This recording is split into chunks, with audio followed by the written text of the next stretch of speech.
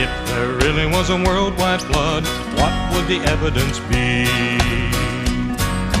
Billions of dead things buried in rock layers laid down the water all over the earth. Billions of dead things buried in rock layers laid down the water all over the earth. Well, there really was a worldwide flood. Welcome to Creation Foundation, where we discuss worldviews and their implications. I'm Dick Temple. And I'm Mark Finkbeiner. And I'm Greg Morgan. Today, we are going to discuss, is evolutionism science or religion? And to do this, we're going to start out with some definitions so that you can understand exactly what we're saying today. The definition for biblical creationism. Now, you probably realize that the three of us here are biblical creationists, so you know our bias right to start with. Biblical creationism is the belief that life exists because it was created in 6 days about 6,000 years ago, exactly like the Bible says. Evolutionism is the belief that life exists because it evolved. Now, there are a large number of beliefs that fall under this category. For instance, there's Darwinism, there's Neo-Darwinism, there's punctuated equilibrium as defined by Stephen Jay Gould and Niles Eldredge of Harvard University. There's quantum leaps as defined by the New Age movement. There's the selfish gene theory as promoted by Richard Dawkins. Then, on top of that, there is progressive creationism and theistic evolution as promoted by certain theologians who want to change the meaning of certain words in the book of Genesis. So evolutionism covers a wide range of beliefs, but it basically says that life exists because it evolved. Now, the definition for science. Science is the search for truth using the tools of observation and logic. Webster defines science as possession of knowledge as distinguished from ignorance or misunderstanding. Or science could be said to be the study of that which can be measured. Because for science to work, it must measure things and it must be able to repeat the measurement. Ken Ham has an excellent definition of science which he put together so it is complete and easily understood. He says, it is a total collection of knowledge gained by man's observation of the physical world using one or more of his five senses to investigate the world. It is used only in the present, and you can repeat your observations. Richard E. Dickerson, an evolutionist in academia, has another definition for science. He states, science is fundamentally a game. It is a game with one overriding and defining rule. Rule number one, let us see how far and to what extent we can explain the behavior of the physical and material universe in terms of purely physical and material causes without evoking the supernatural. Now, that is not a definition of science. That is a definition of naturalism. However, Richard Dickerson is in academia. He is paid to publish things that are plausible. And if he publishes anything that is not politically correct, he will never get another government grant. Consequently, for those people working on government grants, this definition actually is pretty much a working definition of science. Now, commenting on Richard Dickerson's definition, Henry Morris said, thus, science, or at least evolutionary science, is not necessarily a search for truth as we used to be told, but a game in which scientists try to find naturalistic causes for all things, including even the origin of the universe and everything in it.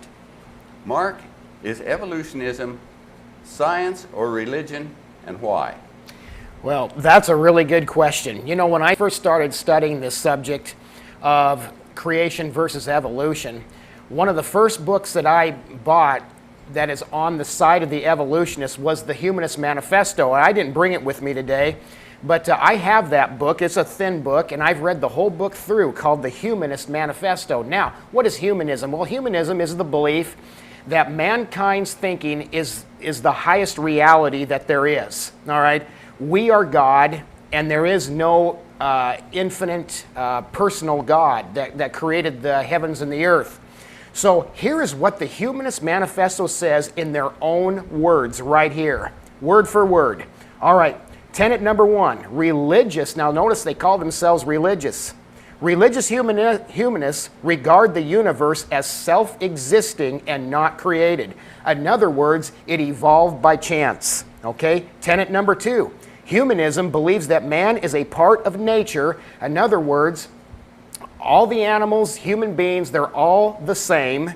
They all emerge from the same single cell. Okay? Okay, so man is a part of nature and that he has emerged, that means evolved, as the result of a continuous process. So there you go, you're hearing it from their own words. Tenet number 3, humanism recognizes that man's religious culture and civilization, as clearly depicted by anthropology and history, are the product of gradual development. In other words, evolution again. And they are actually admitting that evolution, it's the basis for history, anthropology, and so on and so forth. And then tenet number 4. Now this is a really good one. Get this. But we can discover no divine purpose or providence for the human species. Well, no wonder why Columbine happened, and no wonder why Timothy McVeigh, blew up the federal building, and why 9/11 happened. Hey, look, if there's no purpose in life, why not go out with a big bang? Why not just shoot everybody you don't like? After all, there is no real personal God, and so I'll be my own God. All right. Well, here, humanism fails on 2 accounts. First, man operating by himself cannot set up true standards of justice or values in the world without God. If one man decides his view of values is correct, while another man decides differently, who will decide between them? Okay? Second, who would decide between the Nazis and the Jewish race in World War II? Each had a set of values, but who was right? The majority, the nicest, the meanest? Without a higher standard of authority to go to, which is God, all of life is based on the values of the majority or the dictator in power. They have no sure truth to turn to. It is all a matter of opinion. And, all this, it just speaks for itself. We define science as a search for truth using the tools of observation and logic. I fail to define religion. Religion, according to Webster, is a cause, principle, or system of beliefs held with ardor. Webster's defines ardor as enthusiasm, devotion, intensity, so that we might say Webster says that religion is a cause, principle, or system of beliefs held with devotions. Now, what is your religion? Now, you can give a name for your religion, but what really is your religion? It's what you believe is true. I mean, it's the answers to life's questions, like, who am I? What am I? How did I get here? What is life's purpose? Who makes the rules? And what am I going to do about it? Now, let's define philosophy, because this is very important to understand as we discuss religion versus science and your belief systems. Philosophy is the love and study of truth, or as Webster says, the most general beliefs, concepts, and attitudes of an individual or group. Now, what is your philosophy? Well, it's what you believe is true. It's your answers to life's questions. Who am I? What am I? How did I get here? What's the purpose of life? Who makes the rules? And what am I going to do about it? Everyone has a philosophy. And a philosophy is the same thing as a religion by definition. So that when we discuss, is evolutionism science or is it religion, we need these definitions. So carry on there, Mark. Okay. Well, I want to quote a radical environmentalist. Now, this is why you and I are paying $4 a gallon for gas, okay? Well, this is the guy who founded Earth Day. His name is John McConnell. And he said here, this is a direct quote. Well, actually, he didn't say this. This was a song that was dedicated to him by another radical environmentalist by the name of Irvin M. Drake. And one of the verses in this song that was dedicated to him, here, listen to what it says here. As she did for the moss and the lichen and fern. Now that's Mother Earth, that's Mother Nature, that's Gaia. Okay, that's the God of the evolutionists. She has a lesson she'd like us to learn. Okay, And I guess on that level, we are all connected in an endless living chain. Ooh, where's that come from? Well, that comes from the geologic column, you know, where you start out with a single cell organism and you work up progressively biologically. Okay? Also, the founder of Earth Day, John McConnell, guess what he said? This is what he said at the United Nations Conference. He says, we must move as quickly as possible to a one-world government, a one-world religion, under a one-world leader. Oops. His guy, he's actually condoning exactly what the Bible is saying, that will happen one day, that there's going to be an Antichrist that's going to rise up. Also, here is Earth Proclamation Day. Look at all the people that supported the Earth Proclamation Day, where they are worshiping the earth. Margaret Mead, an anthropologist. John Denver, when he was alive. Robert Mueller, the Assistant Secretary General, United Nations. Isaac Asimov, one of the top evolutionists in his time when he was alive. And then get this, a terrorist, Yasser Arafat. He was one of the guys that signed the Earth Day Proclamation. And then not only that, but Mikhail Gorbachev when he was president of Russia. Okay? Now, here's another quote. John D. Rockefeller. You know, at one time he was the richest man to live. Here's what he said. He said, the growth of a large business is merely a survival of the fittest. You see, John D. Rockefeller, he believed in evolution. Evolution was the foundation of his religion as far as what he believed about economics, what he believed about money. He believed in the survival of the fittest. Andrew Carnegie, one of the richest people to live while he was alive, he says this. He says, when I, along with 3 or 4 of my boon companies, was in this stage of doubt about theology, including the supernatural element, and indeed the whole scheme of salvation through vicarious atonement and all the fabric built upon it, I came fortunately upon Darwin's and Spencer's works. I remember that light came as in a flood, and all was clear. But not only had I got rid of theology and the supernatural, but I had found the truth of evolution. All is well, since all grows better became my motto, my true source of comfort. And I have all the documentation and all these things I'm saying here. Listen here. Here's the 7th tenet of the Satanic Bible.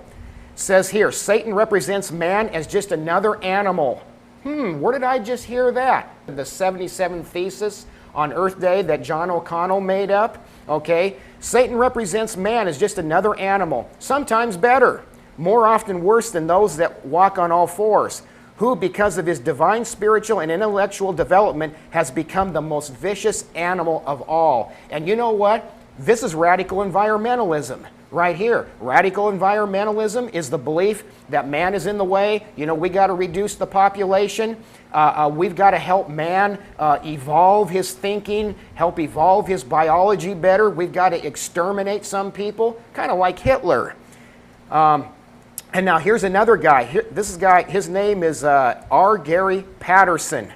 And he wrote this book called Take a Walk on the Dark Side, Rock and Roll Myths, Legends, and Curses. Now, this guy was a rock and roll artist, and he's not speaking out against rock and roll. This is just the title of his book.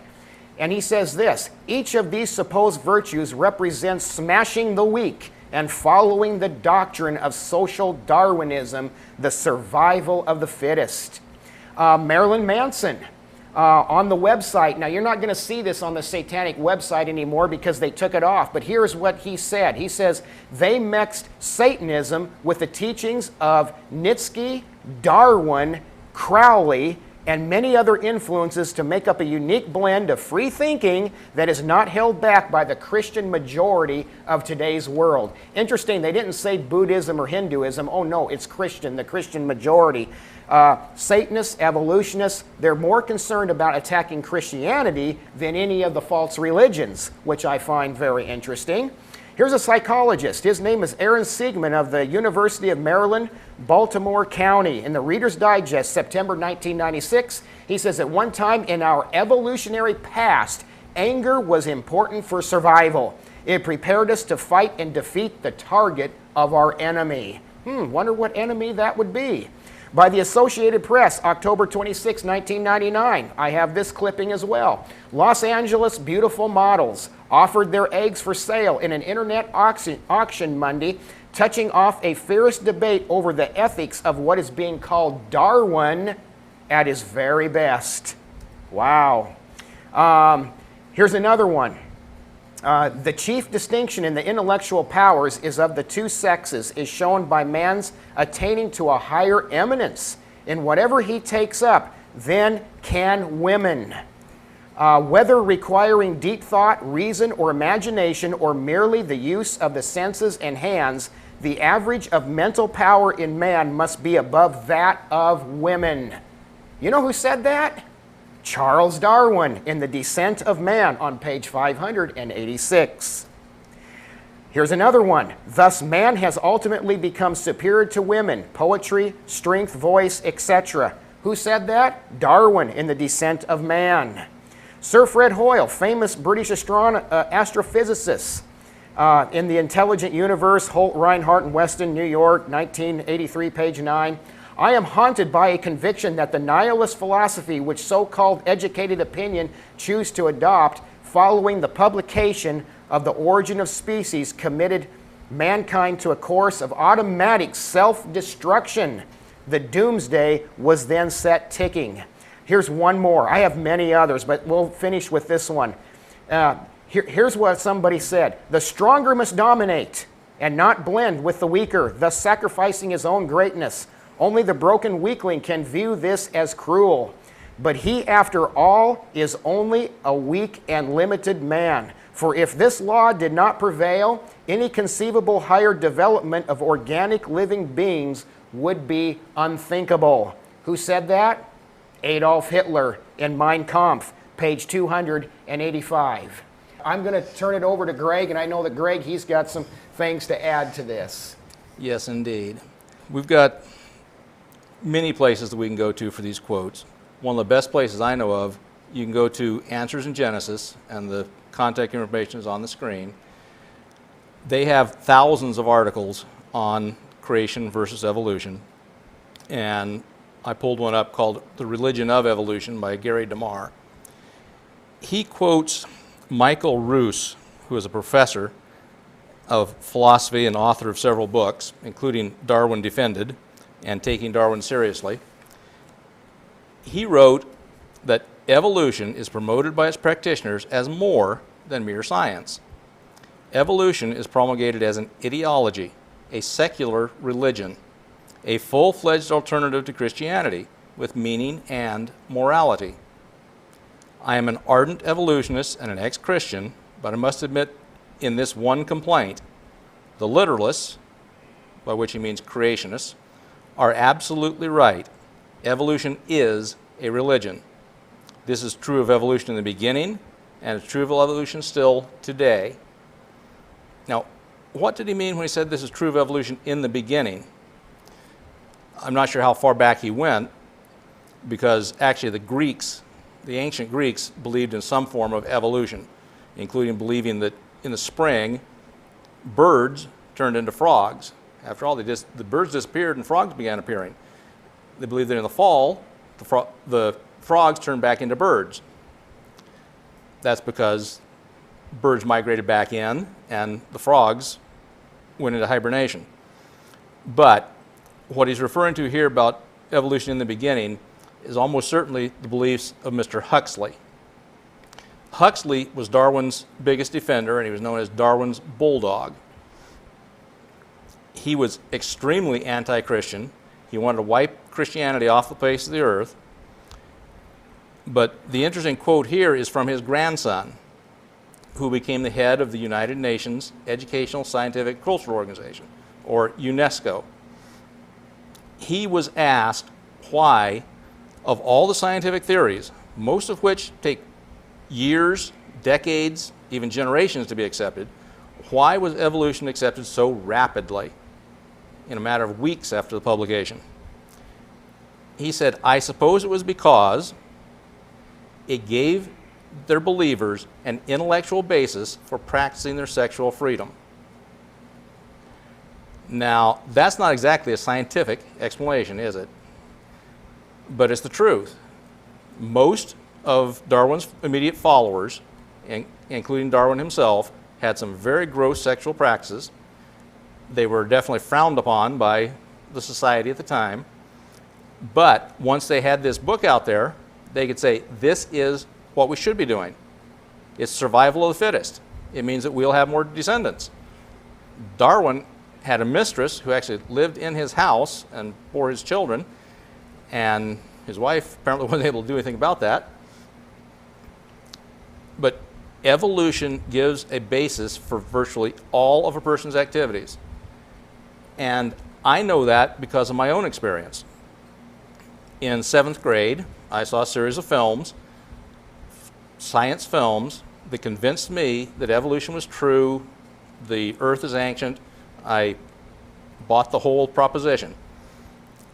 And I maintained the belief in evolution as I went through high school, got a degree in mechanical engineering, and went into the Navy. In the Navy, 2 friends, they set out to make sure they were my friends, and they witnessed to me about Jesus Christ, about my need to accept him, about how he had created me. And I was amused. I hope that I didn't show that. I was trying to be polite. But as an evolutionist, I believe that there was no creation, that there was no creator, and evolution was my philosophy, and it was my religion. It took 18 months of them witnessing to me before I would even, well, I still wouldn't consider it until I saw 2 people die in front of me, and that's when I accepted Jesus Christ as my Savior. I don't believe I could have done that if they hadn't presented some of the arguments that says that Darwin wasn't really right. But I've also, since then, had many opportunities. I've done some teaching. I've done individual witnessing with people.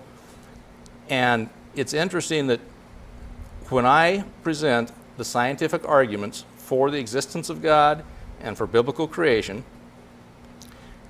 people have several times come to the conclusion that I was correct, that the science actually supports biblical creation. One of them went so far as to say, you know, Greg, you're right. All of this information that you've given me shows that you're correct, that the Bible really does tell the truth. But all of that is based on a foundational point that says that God exists. And he said, I'm not willing to accept that, so I'm rejecting this whole thing. And then he turned around and walked away before I could say anything further. When people believe in evolution, it often is their religion. It's at least their philosophy. And they're not willing to give up that philosophy because they see that it may put, if they accept Jesus Christ, there may actually be restrictions on some of their activities. Don't we all want a few restrictions on people's activities? Let's see, thou shalt not kill. We want people not to go around murdering everybody. Thou shalt not commit adultery. You may not mind if other people commit that as long as it's not against someone that you love.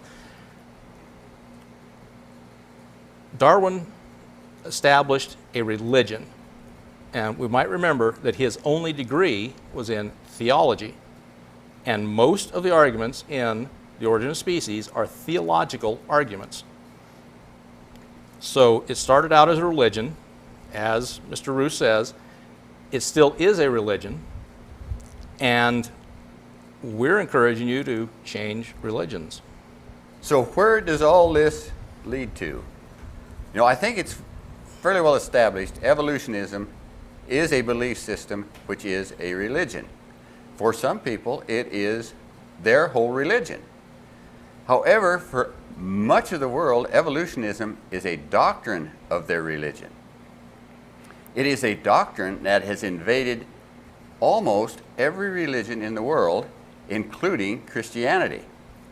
Now, recently, a prominent theistic evolutionist was endorsed and promoted by Eugenie C. Scott, who said that what he had to say was the thing all Christians should believe. Now, Eugenie C. Scott is financed by the Carnegie Foundation. Her entire purpose in life is to destroy Christianity. Now listen, think about this.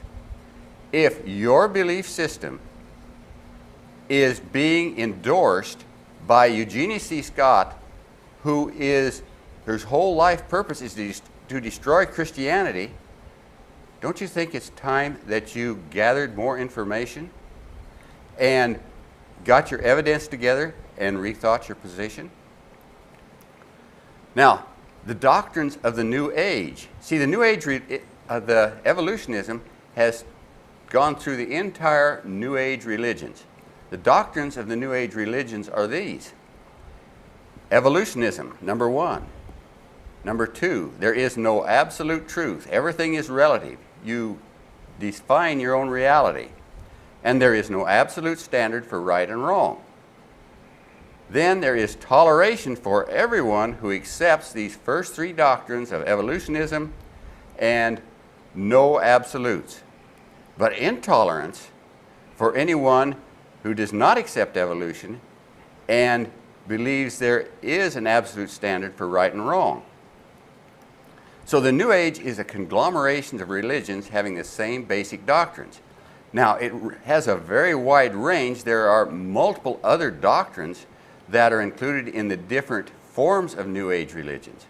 However, these four doctrines that I've just discussed are the ones that define the conglomeration that works together as one unit. You know, it ranges from the occult and environmentalism all the way to political correctness. You know, most of them have Eastern mysticism as Hinduism and Buddhism. Notice that humanism, communism, socialism, Nazism, and the postmodernism all have the same New Age doctrines of evolutionism and no moral absolutes. Now, in the 1960s, the United Nations voted to promote a one-world religion. Now, at their world headquarters in New York City, they have their own resident guru and New Age prayer rooms.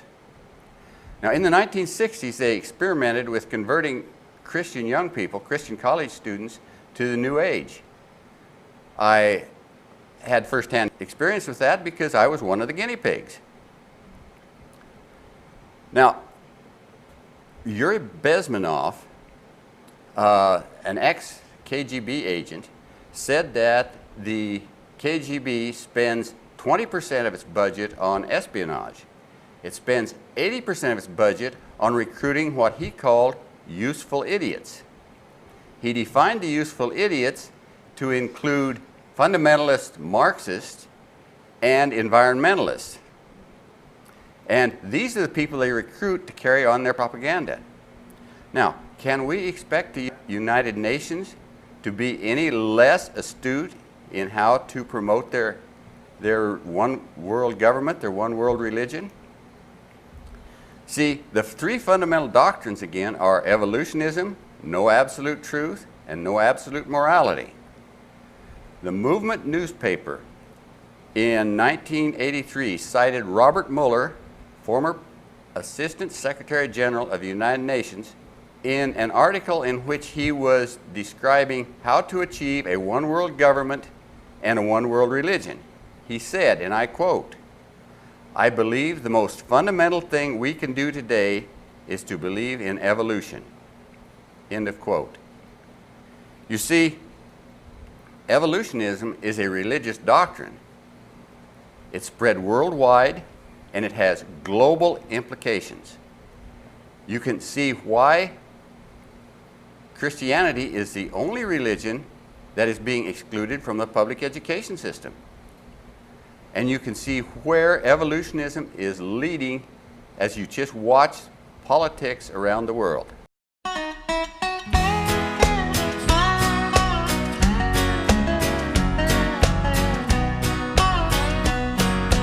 Bible talks about a worldwide flood, of a worldwide flood, of a worldwide flood. If there really was a worldwide flood, what would the evidence be? Billions of dead things buried in rock layers laid down the water all over the earth. Billions of dead things buried in rock layers laid down the water all over the earth. Well, there really was a worldwide flood.